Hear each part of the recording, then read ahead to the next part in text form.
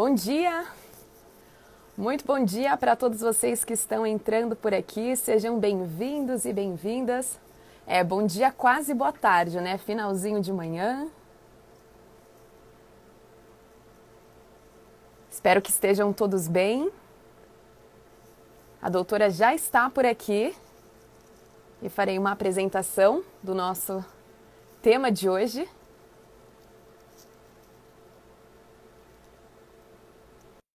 Bom dia para todos vocês que estão ligados e ligadas aqui nessa quinta-feira.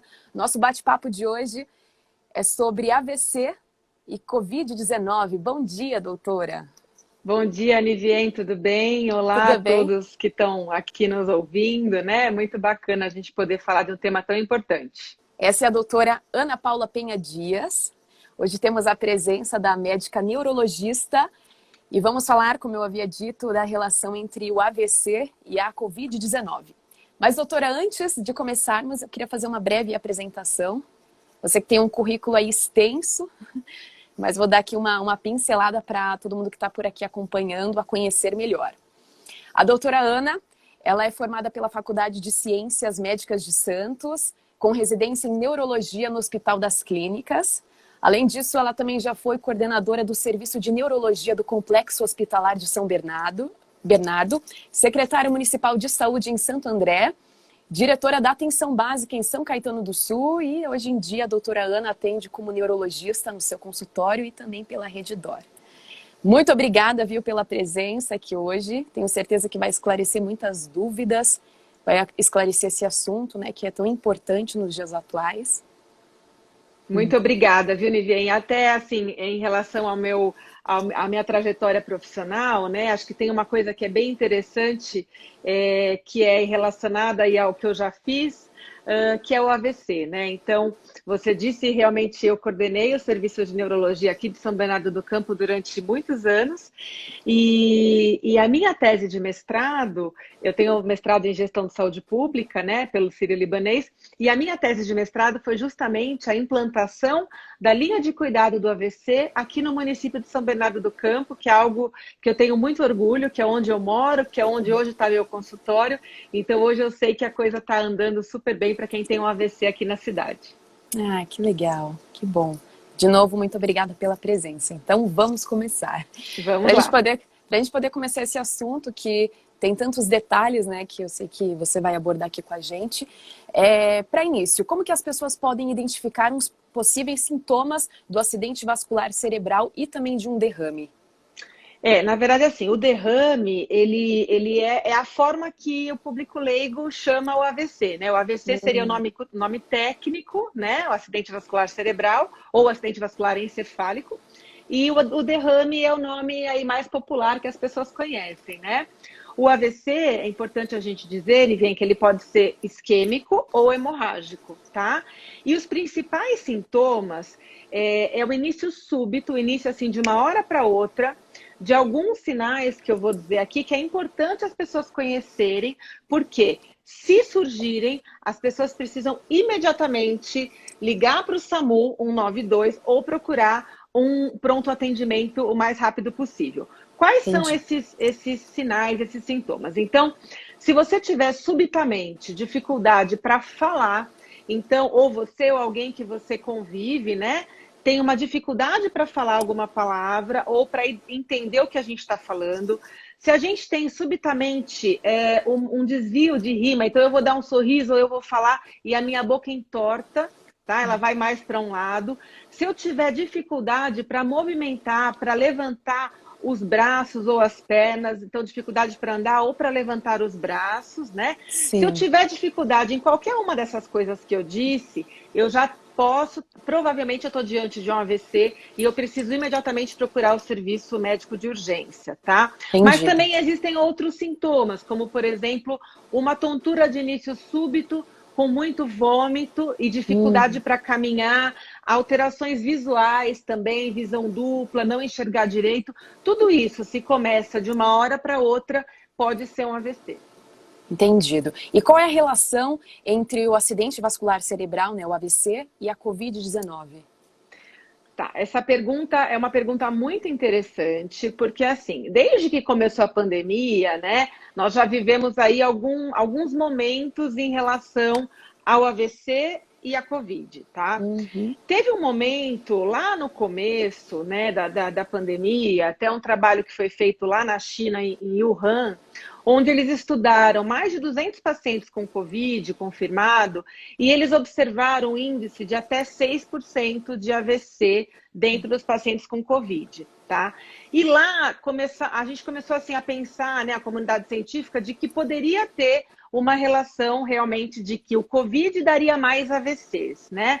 Até porque a Covid, a gente sabe que qualquer infecção, e a Covid não é diferente, é uma infecção viral, aumenta aí o risco de fenômenos trombóticos, porque aumenta a coagulabilidade do sangue, né? Uhum, E também sim. da doença cardíaca, e a doença cardíaca também pode causar aí um AVC. Então, a gente teve esse momento, e além disso, foi observado na Itália, em Barcelona e depois em Nova York, um aumento do número de casos de AVCs, principalmente em pessoas mais jovens, tá? Uhum. Então, pessoas que abaixo de 45 anos, que a gente sabe que não é tão comum ter AVC, apesar que pode acontecer, mas nesses países começou-se a observar um aumento do número de AVCs.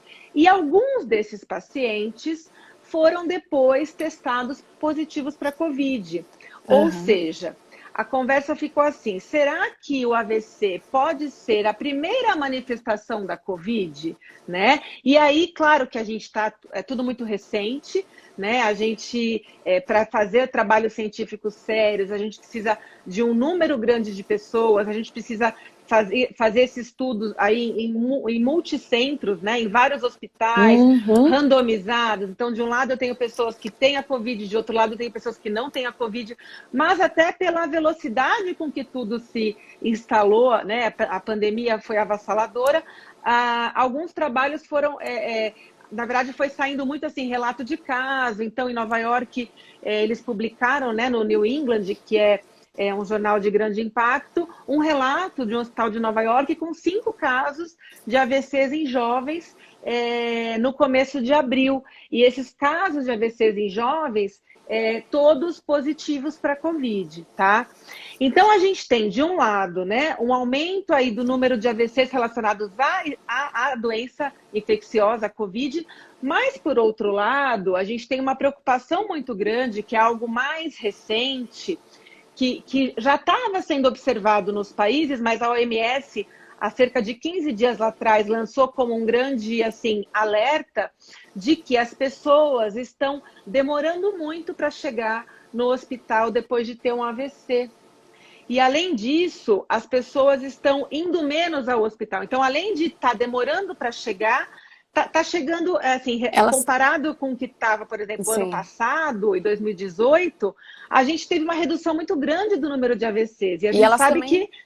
E a gente sabe que o número de AVCs não reduziu, né? Sim, e as pessoas também estão com medo, né, de irem para o hospital e acabarem se infectando com alguma, sei lá, coronavírus ou até mesmo outras doenças, enfim, Exato, Nivier, especialmente o coronavírus. porque justamente pelo receio das pessoas irem no hospital e a campanha que foi feita mundialmente, aqui no país não foi diferente do fique em casa, fique em casa. Então, muitas pessoas que tiveram aí sintomas de AVCs leves ou ataque isquêmico transitório, essas pessoas tiveram dificuldade, falaram, não, eu não vou para o hospital por medo de me contaminar. E isso aumentou o número, provavelmente a gente vai ter esse impacto, esses estudos depois, mas provavelmente isso vai ser prejudicial e vai aumentar o número de sequelas e talvez até de mortalidade pelo AVC. Sim. E já surgiu uma pergunta aqui no meio, que já foi até lá para trás. Como o vírus pode acelerar o processo do AVC em indivíduos predispostos? Deixa eu Tá, ver é aqui. assim. Foi isso mesmo. É Não, foi assim, isso o mesmo. que acontece não está ainda muito claro de que forma o AVC acontece diante da Covid, tá? Mas o que a gente Uhum. sabe é que a infecção pelo Covid altera os fatores de coagulação, né? Leva a um estado aí de coagulabilidade. Então, o sangue ele fica mais viscoso, isso favorece fenômenos trombóticos, favorece isquemias, né?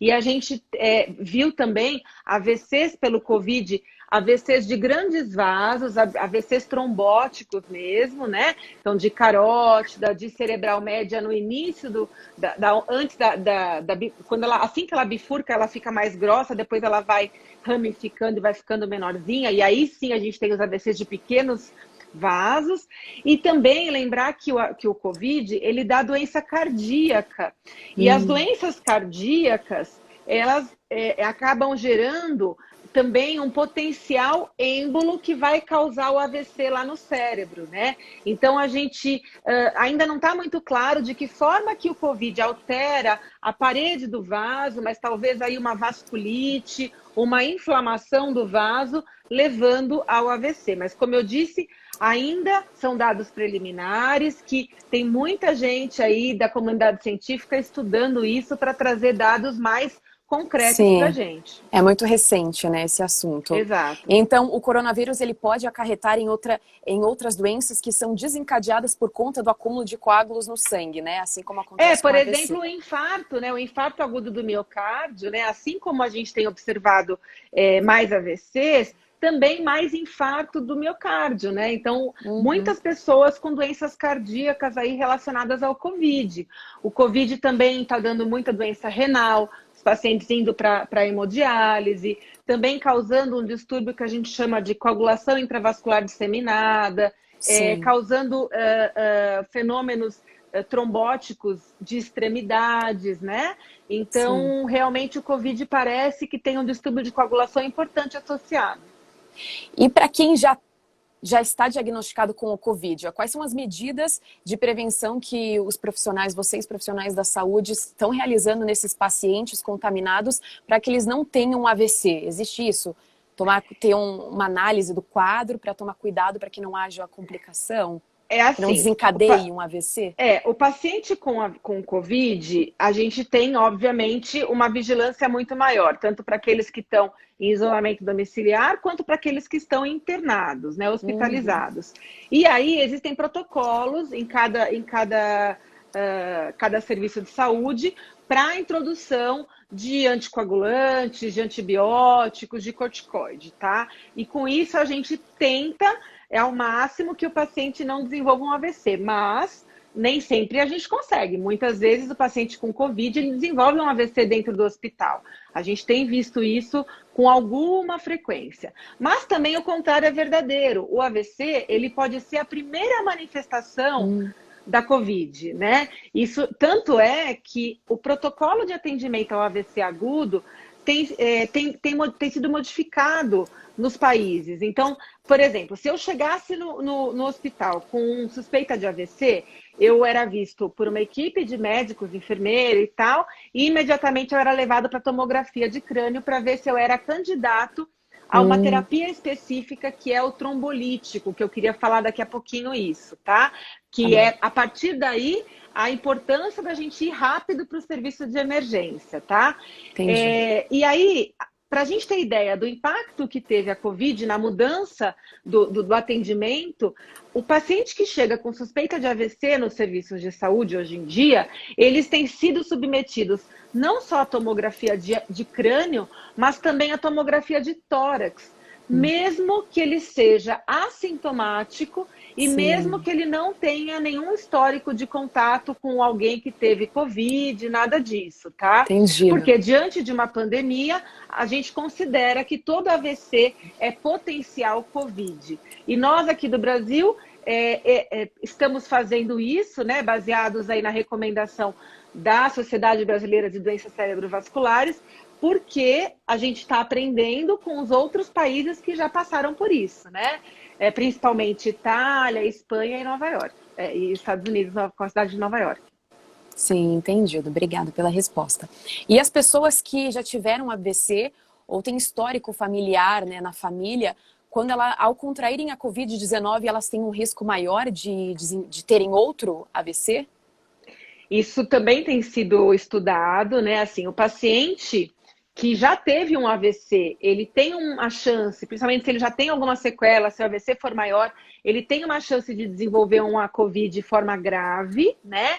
E também parece que tem um risco de ter um outro AVC durante a COVID, principalmente porque ele já provavelmente já tem outros fatores de risco, né? Sim. Então vamos relembrar, Viviane, quais são os fatores de risco para o AVC, né? É importante a gente lembrar disso, principalmente nesse momento que a gente está entrando no inverno e a gente sabe que o frio aumenta o risco também de AVC. Então, a gente tem que lembrar da hipertensão, né? Então, os pacientes que são hipertensos não podem descuidar do controle da sua pressão, até porque a gente sabe que muita gente está deixando de ir ao médico, está deixando de fazer os seus controles por medo de sair de casa, né?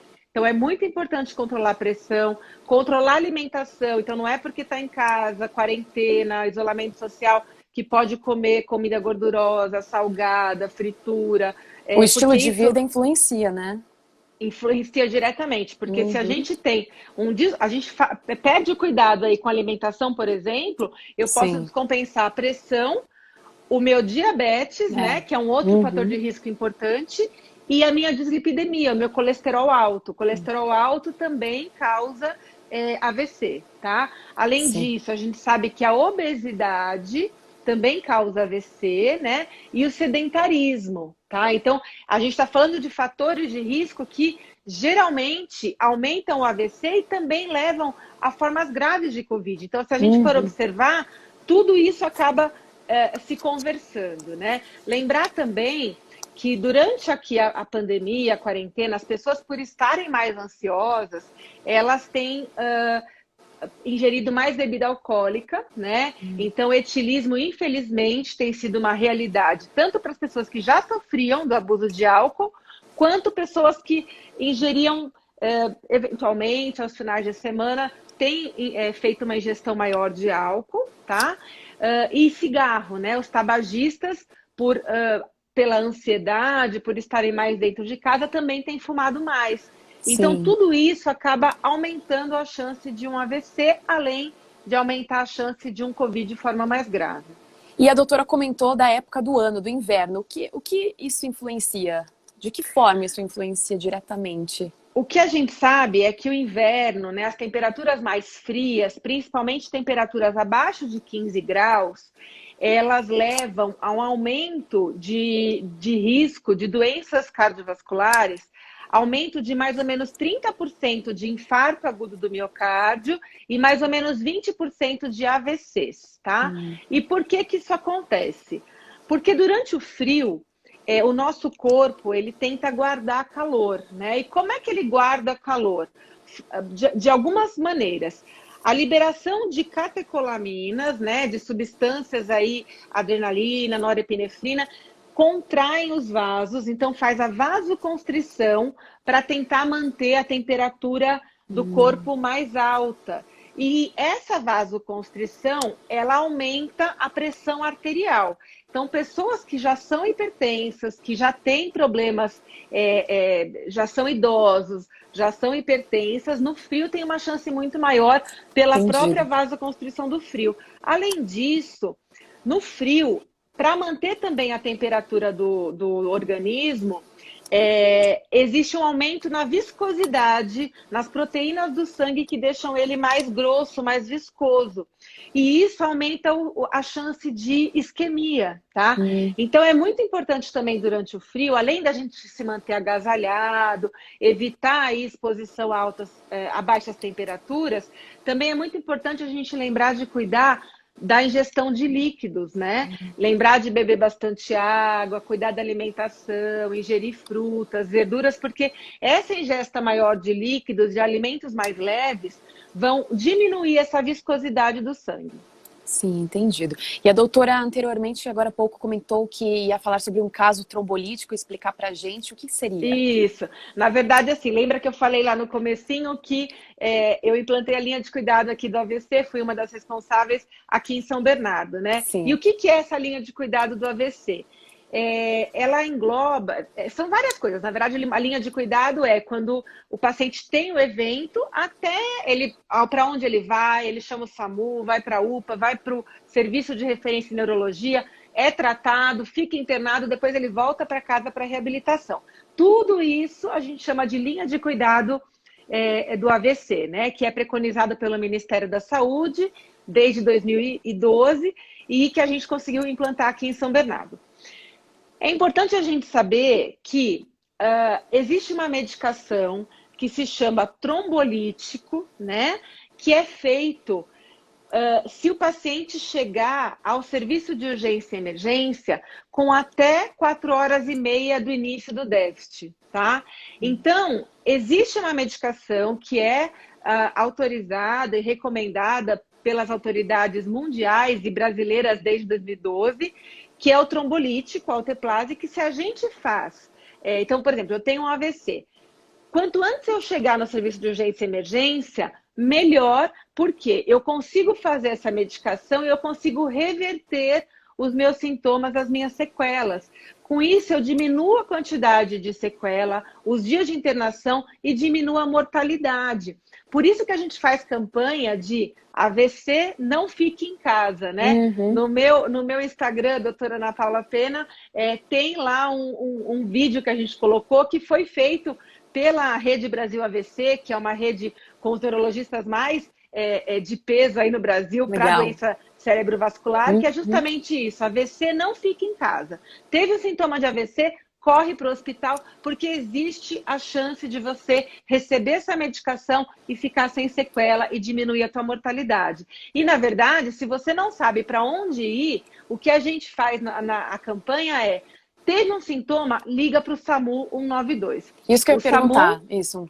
O SAMU do 192, SAMU. 192, ele está preparadíssimo, tá? Para te levar para o local certo de referência da tua região, né? Como eu disse, aqui no ABC, a nossa região tem outros lugares, mas o Pronto-Socorro Central de São Bernardo é um dos lugares importantes para isso, mas existem aí vários outros centros no Brasil todo, então teve um AVC, liga para o SAMU 192 imediatamente. Entendido. E o que as pessoas podem fazer, todo mundo que está aqui acompanhando a gente, pode fazer para evitar o AVC? Um AVC? Então vamos lá. Para evitar o AVC, a gente precisa, basicamente, inclusive agora, durante o frio, tá? Cuidar do nosso estilo de vida. Então, controlar nossa pressão, se você é um hipertenso, fazer o uso correto das medicações, fazer o acompanhamento médico contínuo, né? Então não é só tomar remédio para pressão, é passar no médico com frequência, fazer o acompanhamento, tá?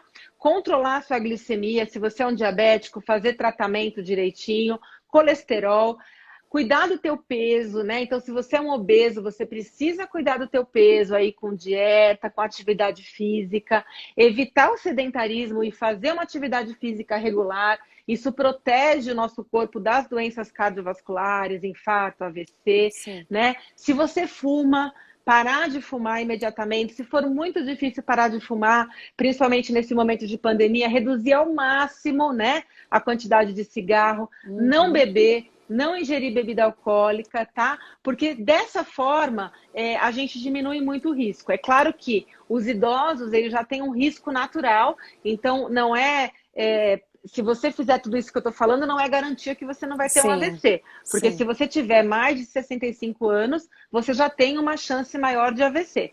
Mas a gente tem que diminuir a quantidade de riscos que a gente vai enfrentar. Isso, e então essas inflamações provocadas pelo novo coronavírus, elas podem formar coágulos sanguíneos. E o coronavírus, ele pode levar a uma inflamação severa no cérebro, a encefalite? Existe uma relação nisso? Também. Na verdade, assim, além do AVC causado... Então, o AVC é um fenômeno vascular, onde ou falta sangue e dá isquemia, ou eu tenho uma hemorragia, né? O AVC hemorrágico, tá? Só que eu também tenho outras doenças neurológicas causadas pelo Covid, como, por exemplo, a encefalite e a meningite. Como é isso? Provavelmente o vírus ele entra ali através do bulbo olfatório, né? Até por isso que a gente perde a capacidade de olfato, E né? Eu sim, é tenho bem comum. a anosmia, exatamente, de falta do paladar durante o início, principalmente da infecção. O vírus ele entra ali no sistema nervoso central e ele pode causar ali uma inflamação, causando uma encefalite, uma meningite, que é um quadro bem grave, tá bom, da Covid. Além disso, eu tenho também a possibilidade de doenças inflamatórias desmielinizantes, coisas que seriam parecidas aí com um surto de esclerose múltipla, vamos dizer assim, mas causado pela presença do vírus ali no cérebro, né? E eu também posso ter uma doença que a maioria das pessoas já ouviu falar, que é uma doença autoimune causada pela presença do vírus, que é a síndrome de Guillain-Barré, onde vai causando uma paralisia no corpo todo, geralmente começa nas pernas e vai subindo, até acometer a musculatura respiratória, ocular, que é um quadro também extremamente grave, né? Então, eu acho que a ideia aqui não é assustar ninguém, mas deixar todo mundo de olho, né? Todo mundo aí de orelha em pé, de que diante de um momento de pandemia que a gente está vivendo, qualquer sintoma esquisito que você tiver, não só neurológico, mas cardíaco, gastrointestinal, qualquer sintoma estranho que você tiver, você deve procurar o serviço médico, tá, pessoal? Porque os hospitais, eles estão preparados para receber pessoas e na triagem ser feita e conseguir separar. Sim. Olha, esse é um suspeito Covid, vai para cá, esse não é suspeito, vai para lá. E existem aí, vamos confiar, porque os hospitais estão seguindo aí normas, protocolos de uso de EPIs, né, equipamentos de proteção individual. Então, você dificilmente vai se contaminar dentro de um hospital, dentro de um pronto-socorro, tá? Mas você não deve ficar em casa se você tiver um sintoma estranho, principalmente algo neurológico. Entendido. Obrigada, doutora. E foram tantos assuntos que a gente abordou, mas teria ainda algum ponto que a doutora gostaria de pincelar, de explicar para a gente? Algum ponto que eu não abordei aqui, que eu não perguntei, mas que você acha interessante a gente falar para todo mundo? Eu acho que o mais importante nesse momento que está todo mundo com medo, né, é isso que a gente acabou de falar. Eu acho que se tiver que ficar uma mensagem dessa entrevista, eu vou ficar muito feliz se a mensagem for: qualquer sintoma sugestivo de AVC, não espere esse sintoma passar, tá? Vá diretamente para o hospital.